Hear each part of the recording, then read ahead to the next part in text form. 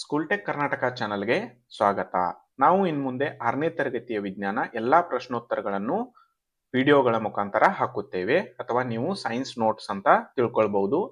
1ರಿಂದ 11ನೇ ಪಾಠವರೆಗೂ ಎಲ್ಲ ಪಾಠಗಳ ನೋಟ್ಸ್ಗಳನ್ನು ಹಾಕುತ್ತೇವೆ. ನೀವು ಇನ್ನೂ ಏನಾದರೂ ಸಬ್ಸ್ಕ್ರೈಬ್ ಮಾಡ್ಕೊಂಡಿಲ್ಲ ಅಂದ್ರೆ ಮಾಡ್ಕೊಳ್ಳಿ. ಮತ್ತೆ ನಿಮ್ಮ ಫ್ರೆಂಡ್ಸ್ ಜೊತೆನೂ ಶೇರ್ ಮಾಡಿ. ವಿಡಿಯೋ ಇಷ್ಟವಾದಲ್ಲಿ ಲೈಕ್ ಕೂಡ ಮಾಡಿರಿ. ಎಲ್ಲರಿಗೂ ಸ್ವಾಗತ. ನಾವಿವತ್ತು ನೋಡ್ತಾ ಇದ್ದೀವಿ 6ನೇ ತರಗತಿಯ ವಿಜ್ಞಾನ. ಯಾವುದು ಪಾಠ? 7ನೇ ಪಾಠ, ಚಲನೆ ಮತ್ತು ದೂರಗಳ ಅಳತೆ. ನೀವಿನ್ನೇನಾದರೂ ಸಬ್ಸ್ಕ್ರೈಬ್ ಮಾಡ್ಕೊಂಡಿಲ್ಲ ಅಂದರೆ ಸಬ್ಸ್ಕ್ರೈಬ್ ಮಾಡ್ಕೊಳ್ಳಿ. ಯಾಕಂದರೆ ಇದನ್ನು ನೋಟ್ಸ್ ಅಂತ ನೀವು ಬರ್ಕೊಳ್ಬಹುದು. ಎಲ್ಲ ಪ್ರಶ್ನೋತ್ತರಗಳನ್ನು ನಾವು ತಿಳಿಸಿಕೊಡುತ್ತೇವೆ. ಆಯಿತಾ? ನೋಡಿ ಯಾವ್ಯಾವುದಿದೆ ಇನ್ನು. ಅಭ್ಯಾಸಗಳು. ಮೊದಲನೇದು ಏನು ಬಂತು?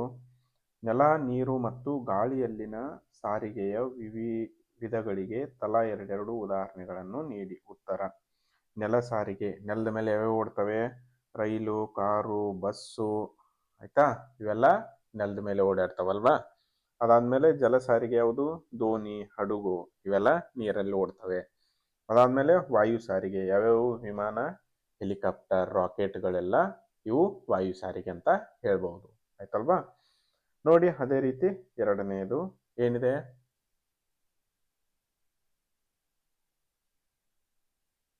ಬಿಟ್ಟ ಸ್ಥಳಗಳನ್ನು ತುಂಬಿರಿ. ಆಯ್ತಾ?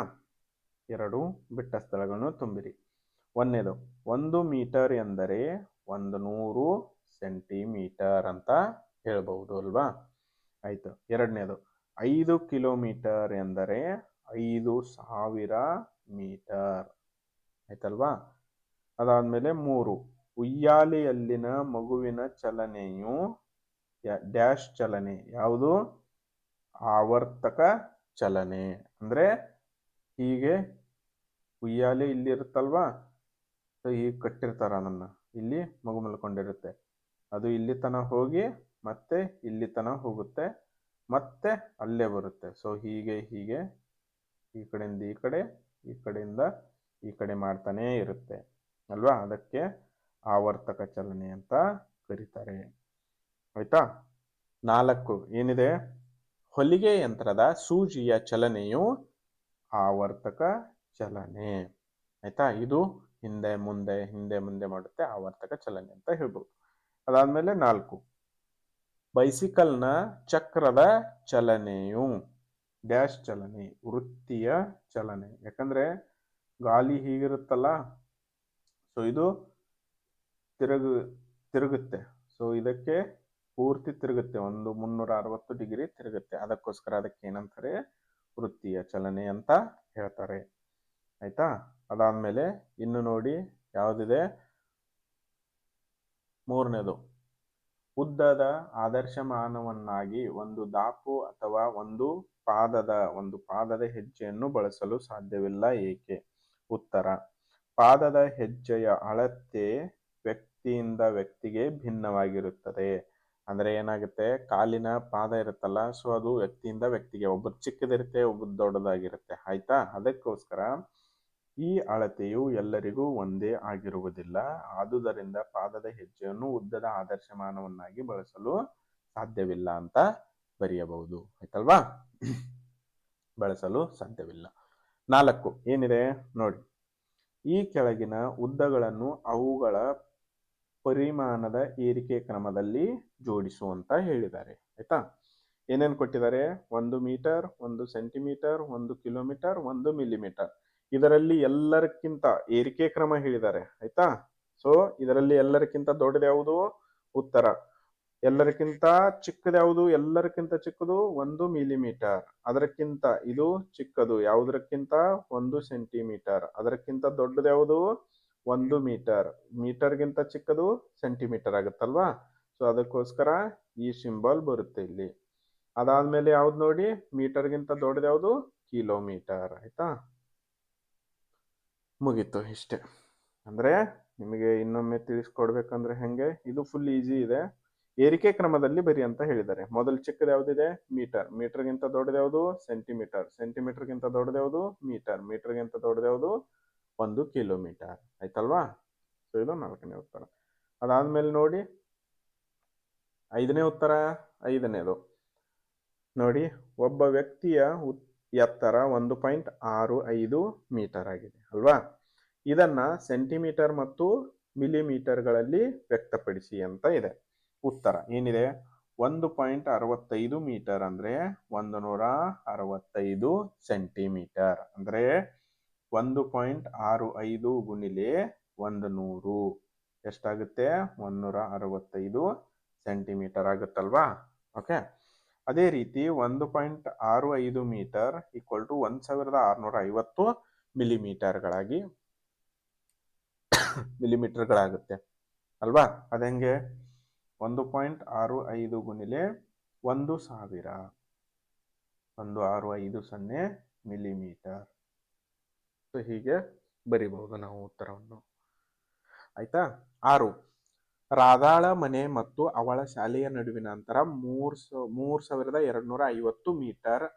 ಈ ಅಂತರವನ್ನು ಕಿಲೋಮೀಟರ್ನಲ್ಲಿ ವ್ಯಕ್ತಪಡಿಸಿ. ಉತ್ತರ, 1000 ಮೀಟರ್ ಅಂದ್ರೆ ಎಷ್ಟು, 1 ಕಿಲೋಮೀಟರ್. ಆಯ್ತಾ. 3250 ಅಂದ್ರೆ 3.25 ಕಿಲೋಮೀಟರ್ ಅಂತ ಬರಿಬಹುದು. ಆಯ್ತಲ್ವಾ. 7ನೇದು ನೋಡಿ, ಏನಿದೆ, ಒಂದು ಹೆಣಿಗೆ ಸೂಜಿ ಅಂದ್ರೆ ನೀವು ಮನೆಯಲ್ಲಿ ನೋಡಿರ್ಬಹುದು, ಯಾರಾದ್ರೂ ಹೆಣ್ಮಕ್ಳು ಹೆಣಿತಾ ಯಾರಲ್ಲ ಆ ಸೂಜಿ. ಒಂದು ಹೆಣಿಗೆ ಸೂಜಿಯ ಉದ್ದವನ್ನು ಅಳೆಯುವಾಗ ಸ್ಕೇಲ್ನ ಒಂದು ಬದಿಯ ಅಳತೆ 3 ಸೆಂಟಿಮೀಟರ್ ಮತ್ತು ಇನ್ನೊಂದು ಬದಿಯ ಅಳತೆ 33.1 ಸೆಂಟಿಮೀಟರ್ ಆಗಿದೆ. ಹಾಗಾದರೆ ಸೂಜಿಯ ಉದ್ದವೆಷ್ಟು? ಉತ್ತರ, ಸೂಜಿಯ ಉದ್ದ 33.1 ಮೈನಸ್ 3 ಅಂದ್ರೆ ಅಳತೆ ಪಟ್ಟಿ ಮುರಿದೋಗಿರ್ಬಹುದು. ಯಾಕಂದ್ರೆ ಇಲ್ಲಿ ಅಳತೆ ಪಟ್ಟಿ ಹೀಗೆ ಮುರಿದೋಗಿದ್ರೆ ಇಲ್ಲಿಂದ 3 ಸೆಂಟಿಮೀಟರ್ ಶುರು ಆಗುತ್ತೆ. ಆಯ್ತಾ. ಅದಾದ್ಮೇಲೆ ಇನ್ನೊಂದು ಎಂಡ್ ಎಲ್ಲಿದೆ, 33.1 ಸೆಂಟಿಮೀಟರ್ ಇದೆ ಅಲ್ವಾ. ಸೊ ಇಲ್ಲಿಂದ ಇಲ್ಲಿಗೆ ಎಷ್ಟಾಗುತ್ತೆ ಅಂತ ಕೇಳಿದಾರೆ ಅವರು. ಅದಾದ್ಮೇಲೆ ನಾವು ಸೂಜಿಯ ಉದ್ದ 33.1 ಮೈನಸ್ 3.0 ಅಂದ್ರೆ 3 ಇಸ್ ಈಕ್ವಲ್ ಟು ಎಷ್ಟಾಯ್ತು, 30.12 ಸೆಂಟಿಮೀಟರ್ ಆ ಹೆಣಿಗೆ ಸೂಜಿಯ ಉದ್ದ. ಆಯ್ತಾ. 8 ಏನಿದೆ, ಬೈಸಿಕಲ್ನ ಚಲನೆ ಮತ್ತು ಸ್ವಿಚ್ ಆನ್ ಮಾಡಿದ ಸೀಲಿಂಗ್ ಫ್ಯಾನ್ಗಳ ನಡುವೆ ಇರುವ ಸಾಮ್ಯತೆ ಮತ್ತು ಭಿನ್ನತೆಗಳನ್ನು ಬರೆಯಿರಿ. ಉತ್ತರ, ಸಾಮ್ಯತೆಗಳು ನೋಡಿ, ಬೈಸಿಕಲ್ ಮತ್ತು ಸೀಲಿಂಗ್ ಫ್ಯಾನ್ನ ಚಕ್ರ ಎರಡೂ ವೃತ್ತಾಕಾರದ ಚಲನೆಯನ್ನು ತೋರಿಸುತ್ತದೆ. ಆಯ್ತಾ. ಎರಡೂ ವೃತ್ತಾಕಾರದಲ್ಲಿ ಚಲಿಸುತ್ತವೆ. ಯಾವುದು, ಮನೆಯಲ್ಲಿರೋ ಫ್ಯಾನ್ ಮೇಲ್ಗಡೆ ಕಟ್ಟಿರ್ತಾರಲ್ಲ ಆ ಫ್ಯಾನು ಮತ್ತು ಸೈಕಲ್ನ ಚಕ್ರ. ವ್ಯತ್ಯಾಸ ನೋಡಿ, ಬೈಸಿಕಲ್ ಚಕ್ರವು ಸರಳ ರೇಖೆಯ ಚಲನೆಯಲ್ಲಿ ರಸ್ತೆ ಮೇಲೆ ಸ್ಥಳದಿಂದ ಸ್ಥಳಕ್ಕೆ ಚಲಿಸುತ್ತದೆ. ಸೈಕಲ್ ಮುಂದ್ಗಡೆ ಹೋಗುತ್ತಲ್ವಾ ಸೈಕಲ್ ಚಕ್ರ. ಆದರೆ ಸೀಲಿಂಗ್ ಫ್ಯಾನ್ ಒಂದೇ ಕಡೆ ಇದ್ದು ಚಲನೆ ತೋರಿಸುತ್ತದೆ. ಫ್ಯಾನ್ ತಿರುಗುತ್ತೆ ಅಂದ್ರೆ ಚಲನೆ ಆಗುತ್ತೆ, ಆದರೆ ಒಂದೇ ಕಡೆ ಇದ್ದು ಚಲನೆ ತೋರಿಸುತ್ತದೆ. ಆಯ್ತಾ. ಇನ್ನು 9ನೇದು ನೋಡಿ, ಅಂತರವನ್ನು ಅಳೆಯಲು ರಬ್ಬರ್ನಂತಹ ಸ್ಥಿತಿಸ್ಥಾಪಕ ವಸ್ತುಗಳನ್ನು ಅಳತೆ ಪಟ್ಟಿಯಂತೆ ಬಳಸಲು ನೀವು ಏಕೆ ಬಯಸುವುದಿಲ್ಲ? ಅಂತಹ ಟೇಪನ್ನು ಬಳಸಿ ಅಳೆದುದನ್ನು ಇತರರಿಗೆ ಹೇಳುವಾಗ ನೀವು ಎದುರಿಸುವ ಸಮಸ್ಯೆಗಳಾವುವು? ರಬ್ಬರ್ನಂತಹ, ಯಾಕೆ ರಬ್ಬರ್ ಯೂಸ್ ಮಾಡಲ್ಲ ಅಂತ ಕೇಳಿದ್ದಾರೆ. ಅಂದ್ರೆ ಅಲ್ಲಿ ಪ್ರಾಬ್ಲಮ್ ಏನೇನಾಗುತ್ತೆ ಅಂತ ಕೇಳಿದ್ದಾರೆ. ಒಂದು, ಸ್ಥಿತಿಸ್ಥಾಪಕ ಮತ್ತು ನಿಖರವಾದ ಮಾಪನ್ನು ನೀಡಲಾಗುವುದಿಲ್ಲ. ಯಾಕಂದ್ರೆ ಇವಾಗ ಇಲ್ಲಿ ಒಂದು 5 ಸೆಂಟಿಮೀಟರ್ದು ಅಳಿಬೇಕಾಗಿದೆ. ಆಯ್ತಾ. ನೀವು ರಬ್ಬರ್ ನಿಂದ ಹೇಳಿದ್ರೆ ಅದು 3 ಸೆಂಟಿಮೀಟರ್ ಅಂತ ತೋರಿಸುತ್ತೆ. ಆಯ್ತಾ. 5 ಸೆಂಟಿಮೀಟರ್ ಹೋಗಿ 3 ಸೆಂಟಿಮೀಟರ್ ಆಗುತ್ತೆ. ಯಾಕೆ, ರಬ್ಬರ್ ಹಿಗ್ಗುತ್ತೆ ಅದಕ್ಕೋಸ್ಕರ. ಆಯ್ತಾ. ಅದಾದ್ಮೇಲೆ ನೋಡಿ, ಏಕೆಂದರೆ ಅದನ್ನು ಎಳೆದಾಗ ವಿಸ್ತರಿಸುತ್ತದೆ, ಎಳೆಯದಿದ್ದಾಗ ಉದ್ದದಲ್ಲಿ ಕಡಿಮೆ ಆಗುತ್ತದೆ. ಸ್ಥಿತಿಸ್ಥಾಪಕ ವಸ್ತುವಿನಿಂದ ಅಳತೆಯನ್ನು ಹೇಳುವಾಗ ಅದನ್ನು ಎಳೆದು ವಿಸ್ತರಿಸಲಾಗಿದೆಯೇ ಮತ್ತು ಎಷ್ಟು ಎಂದು ನಾವು ಹೇಳಬೇಕಾಗಿದೆ. ಇದು ತುಂಬಾ ಕಷ್ಟ. ತಿಳಿತಲ್ವಾ? ರಬ್ಬರ್ ಹಿಗ್ಗುತ್ತೆ. ಸೊ ಅದಕ್ಕೋಸ್ಕರ ನಾವು ನಿಖರವಾದ ಅಳತೆಯನ್ನು ಹೇಳಲು ಸಾಧ್ಯವಿಲ್ಲ. ತಿಳಿತಾ? ಅದು ಸಮಸ್ಯೆ. 10ನೇದು ನೋಡಿ, ಆವರ್ತಕ ಚಲನೆಗೆ 2 ಉದಾಹರಣೆಗಳನ್ನು ನೀಡಿ. ಉತ್ತರ: ಉಯ್ಯಾಲೆಯ ಚಲನೆ ಅಥವಾ ತೊಟ್ಟಿಲು, ಮಗುವಿನ ತೊಟ್ಟಿಲು ಅಂತ ಹೇಳ್ಬಹುದು. 2, ಗಡಿಯಾರದ ಲೋಲಕದ ಚಲನೆ. ಒಂದು ಗಡಿಯಾರ ಇರುತ್ತಲ್ಲ ಇಲ್ಲಿ, ಸೊ ಈ ಗಡಿಯಾರ ಇರುತ್ತೆ, ಇಲ್ಲೊಂದು ಲೋಲಕ ಇರುತ್ತೆ ನೋಡಿ. ಸೊ ಲೋಲಕ ಹೇಗೆ ಈ ಕಡೆಯಿಂದ ಈ ಕಡೆ ಲೋಲಕ ಇದು ಹೋಗುತ್ತಲ್ಲ, ಸೊ ಅದಕ್ಕೆ ಏನಂತಾರೆ? ಆವರ್ತಕ ಚಲನೆ ಅಂತ ಹೇಳ್ತಾರೆ. ಸೊ ಇಲ್ಲಿಗೆ ನಿಮ್ಮ 7ನೇ ಪಾಠ ಮುಗೀತು. ಯಾವುದು? ಅಳತೆಗಳು, ಚಲನೆ ಮತ್ತು ದೂರಗಳ ಅಳತೆ ಅಂತ ಪಾಠ ಏನಿತ್ತಲ್ಲ ಅದು ಮುಗೀತು. ಸೊ ನೀವೆಲ್ಲ ಸೈನ್ಸ್ ನೋಟ್ಸ್ ಬರ್ಕೊಳ್ಳಿ. ಅದೇ ರೀತಿ ಸಬ್ಸ್ಕ್ರೈಬ್ ಮಾಡ್ಕೊಳ್ಳಿ. ಸಬ್ಸ್ಕ್ರೈಬ್ ಯಾಕೆ ಮಾಡ್ಕೊಳ್ಬೇಕಂದ್ರೆ ನಾವು ಮುಂದೆ ಹಾಕೋ ವಿಡಿಯೋ ಎಲ್ಲರಿಗಿಂತ ಮುಂಚೆ ನಿಮಗೆ ಬಂದು ತಲುಪುತ್ತದೆ. ಅದಕ್ಕೋಸ್ಕರ ಸಬ್ಸ್ಕ್ರೈಬ್ ಮಾಡ್ಕೊಳ್ಳಿ. ಸಬ್ಸ್ಕ್ರೈಬ್ ಮಾಡ್ಕೊಂಡ್ರೆ ಎಲ್ಲ ವಿಡಿಯೋಗಳನ್ನು ನೋಡಬಹುದು, ಎಲ್ಲರಿಗಿಂತ ಮೊದಲು ನೋಡಬಹುದು, ಒಳ್ಳೆಯ ಮಾರ್ಕ್ಸ್ಗಳನ್ನು ಕೂಡ ತೆಗೆಯಬಹುದು.